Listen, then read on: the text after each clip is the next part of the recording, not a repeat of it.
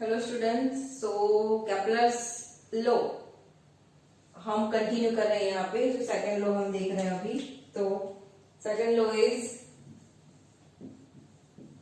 Law of areas. देखते हैं law of areas. First हम स्टेटमेंट लिख लेते हैं यहाँ पे। What is statement of law of areas? तो the line that join any planet to the sun. Now understand, the line that join any planet to the sun. Any planet to the sun, like this, right? This is sun, this is planet. The line that join any planet to the sun sweeps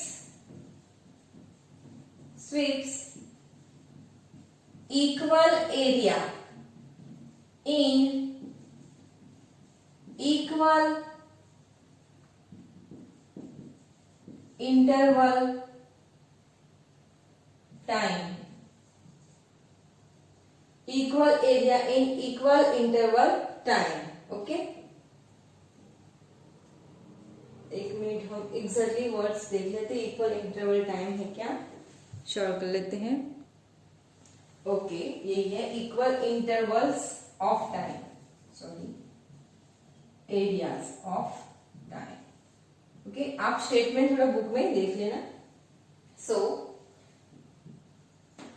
the line that join any planet to the sun sweeps equal areas in equal intervals of time.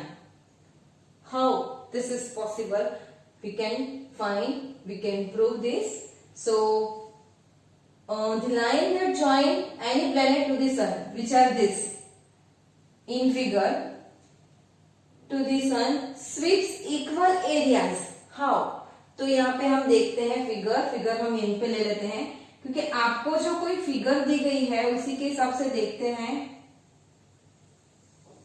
तो ये हमारा ellipse हो गया। Don't call orbits, which this is called ellipse. Okay, now this is the centre of sun. This is the centre of sun. अब किसी को ये doubt होगा कि ये सेंटर नहीं है, लेकिन कैसे है सेंटर, वो देखते हैं हम यहाँ पे। Now the line that join any planet to the sun. चलो, now suppose the planet is here. Planet P is here. Now join the line like this. Okay. So what happen? This line which is joined to planet to the sun, which is the base of the planet, denoted by small r. So base of the planet, the line of the planet, which are the base of the planet, which is denoted by small r. Now planet जो है तो उसके पास particular अपना मास होगा। मास हम m ले लेते हैं, और वो कुछ वेलोसिटी के साथ मूव करेगा, क्योंकि एरिया यहाँ पे बना रहा है। अब एरिया कैसे बनेगा? फॉर एग्जाम्पल, मुझे अपना एरिया चाहिए, तो यहां से कहां तक का, तो यहां से यहां तक का, तो ट्रैवल तो करना ही पड़ेगा। प्लैनेट के लिए तो ट्रैवल करना ही पड़ेगा, तभी मिलेगा उसको एरिया। तो ये जो प्लैनेट है which is move with velocity v, for example like this. चलो, इस डायरेक्शन में v जितनी वेलोसिटी के साथ वो मूव कर रहा है। ओके, तो ये मूव करके यहाँ पे आ गया प्लैनेट p डैश पोजिशन हम ले लेते हैं। प्लैनेट p जो है उसकी इनिशियल पोजीशन p है और उसके फाइनल p डैश है। चलो ऐसा ले लेते हैं, ठीक है। चलो, v जितनी वेलोसिटी के साथ वो मूव करके गया, तो जब इतनी वेलोसिटी के साथ मूव करके गया, तब उसका जो बेस लाइन है वो कुछ इस तरह आ जाएगा, यहां से यहां तक का। तो यहां से यहां तक का उसने इतना डिस्टेंस ट्रेवल किया, इतना डिस्टेंस d हम ले लेते हैं, इतना डिस्टेंस d ट्रेवल किया है। तो डिस्टेंस वेलोसिटी के हिसाब से डिस्टेंस क्या मिलेगा आपको? तो distance d is equal v। अब इतना डिस्टेंस ट्रैवल किया है तो उसके लिए उसको क्या लगा होगा? तो टाइम भी लगा होगा, डेल्टा t इंटू इतनी वेलोसिटी के साथ उसने ट्रैवल किया। तो डिस्टेंस d इज इक्वल आपको क्या मिलेगा? v into delta t। Interval time delta t हम ले रहे हैं, समझ में आया? At initial position the planet are study. For example, now the planet is moving with velocity v and travel distance d from p to p dash. Then the equation, from the equation of the velocity v is equal distance by time divide by time, so the total distance is v into delta t, distance traveled by the planet. Okay, तो यहां से यहां तक का distance travel किया तो उसकी जो बेस लाइन है r में से आपको r डैश मिल सकती है यहाँ पे। तो इतना उसने क्या ट्रैवल किया होगा? एरिया कवर किया होगा। ये जो लाइन वाला पार्ट आपको दिख रहा है, which are the area covered by the planet, delta A. Clear? तो ये आपको एरिया मिल गया। अब आपकी बुक में जो फिगर है तो कुछ ऐसी दी गई है, यहां पे भी आपको ऐसा दिया गया है, ऐसा। ओके, लेकिन यहाँ पे जो लो है आपका, the line that join any planet to the sun sweeps equal area in equal interval of time. Equal area in equal interval of time, यहाँ पे इतने टाइम में इतना एरिया बनाया तो यहाँ पे भी इतना टाइम में इतना ही एरिया बनना चाहिए ना। लेकिन यहाँ पे तो रेडियस के हिसाब से तो हमें कितना छोटा लग रहा है। चलो, कौन मुझे इसका आंसर दे सकता है कि ये दोनों इक्वल है कि नहीं? वो पहले तो बोलो। इसमें किसी को डाउट नहीं होना चाहिए क्योंकि ये बोथ आर सेम। क्यों? क्योंकि रेडियस के सर्कल के हिसाब से रेडियस हर जगह पे कैसी रहती है? सेम रहती है। ओके, तो यहाँ पे लॉजिक समझो आप। अगर सन यहाँ पे है, ओके, और प्लेनेट यहाँ पे है, तो जब ये प्लेनेट ऐसे घूम के आ जाएगा तो एग्जैक्टली सन पोजीशन नहीं चेंज करता, बट सिचुएशन ही ऐसे आएगी कि अगर ये सन यहाँ पे आ जाएगा तो ये पूरी फिगर कैसे टर्न हो जाएगी?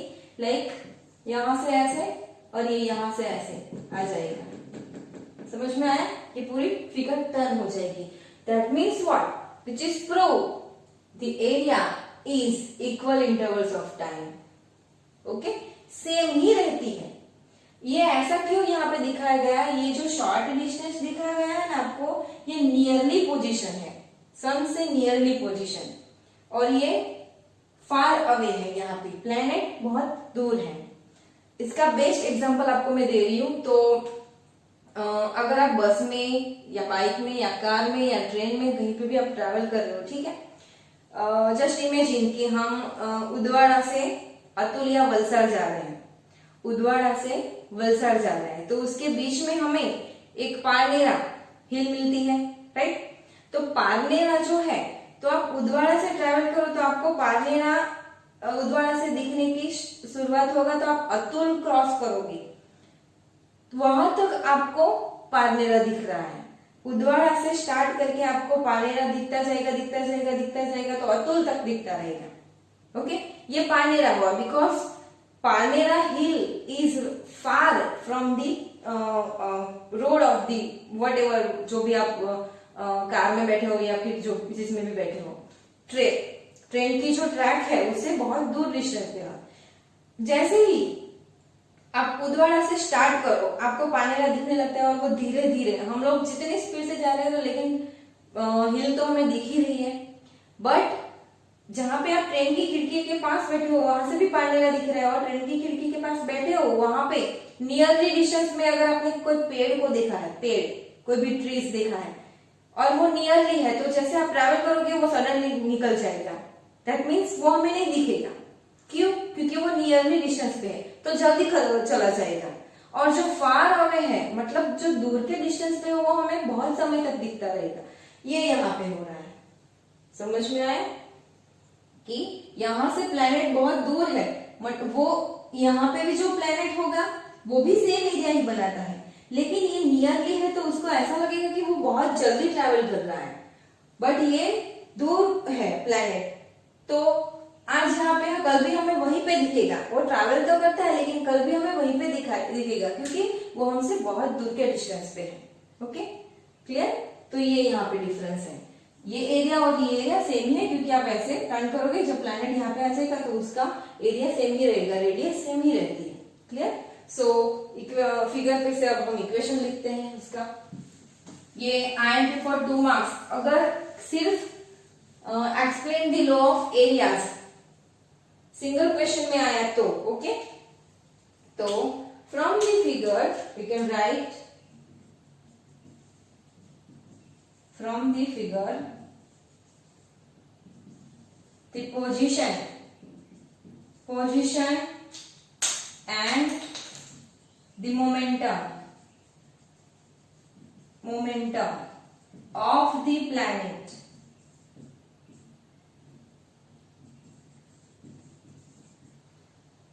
the position and the momentum of the planets are smaller, position यानी base, R and P respectively,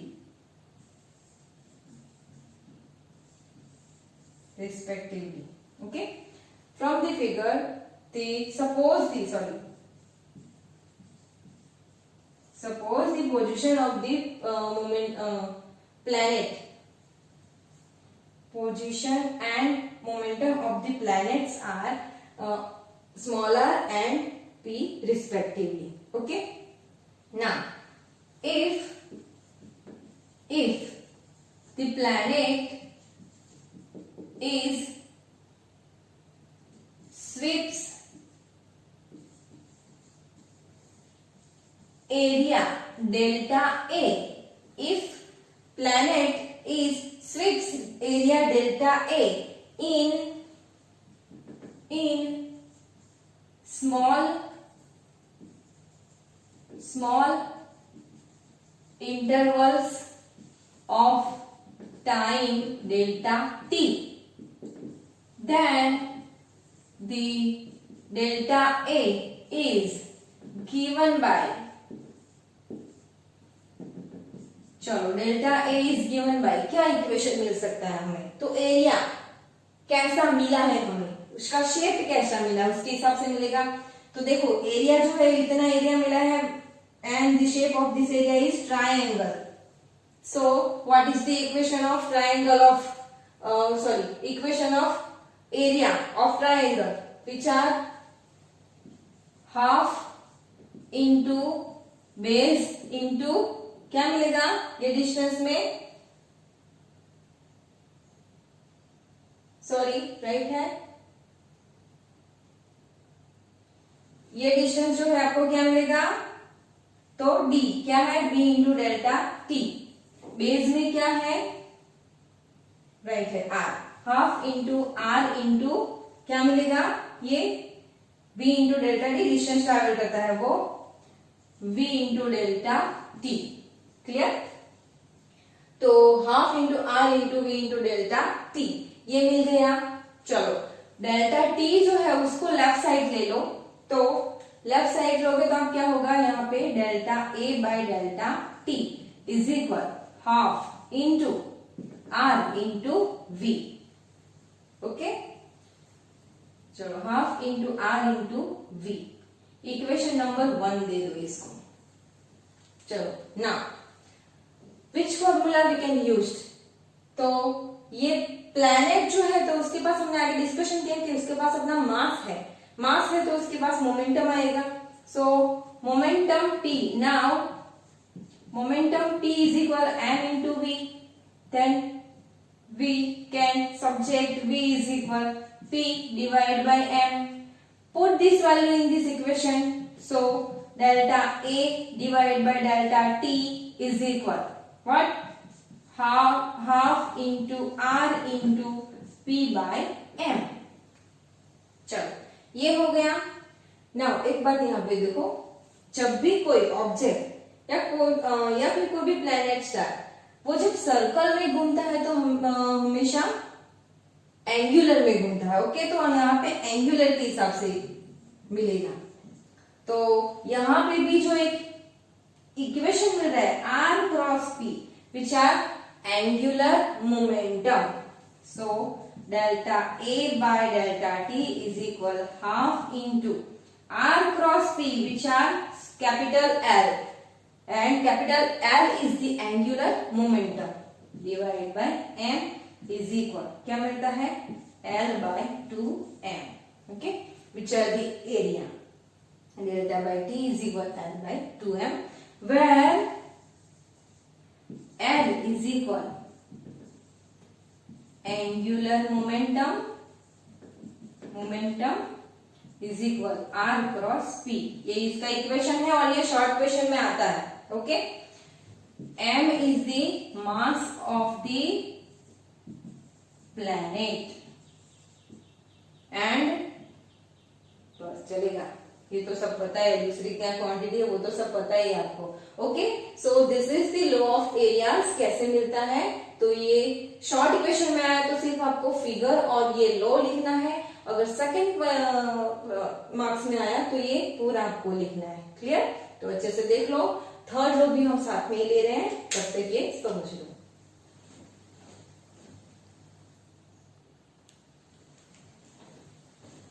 so friends, dear students, हम थर्ड लॉ भी देख ही लेते हैं. Law of period. पहले स्टेटमेंट लिख लेते हैं. तो the square of the time period of revolution of the planets is proportional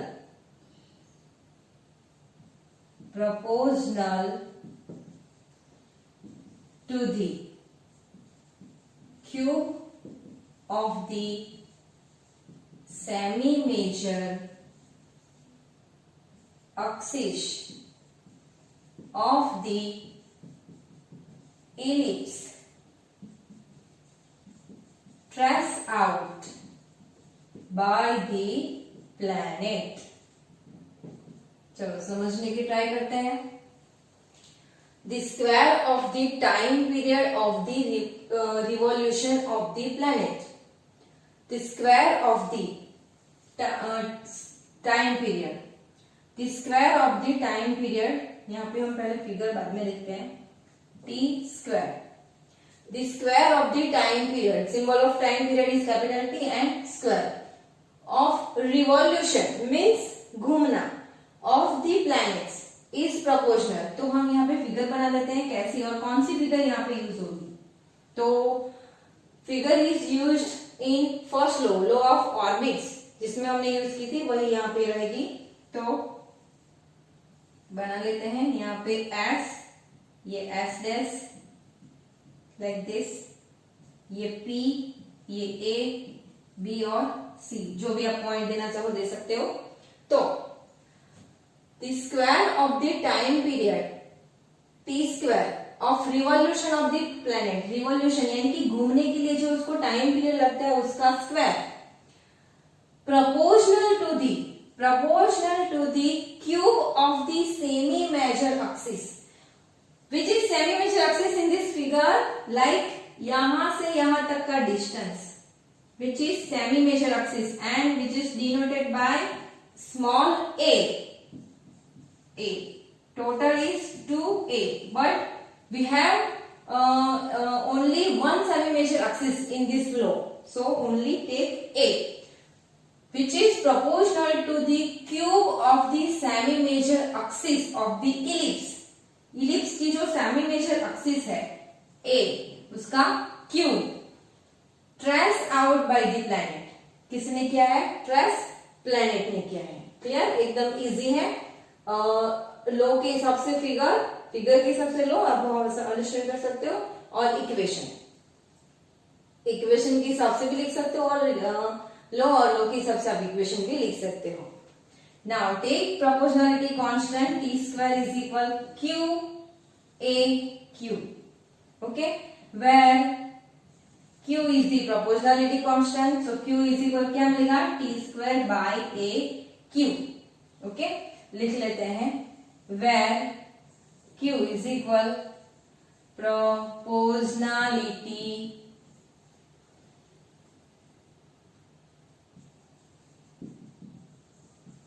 constant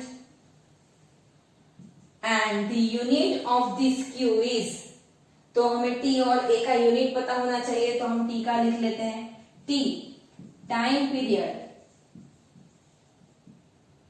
period of planet in year and A is the semi-major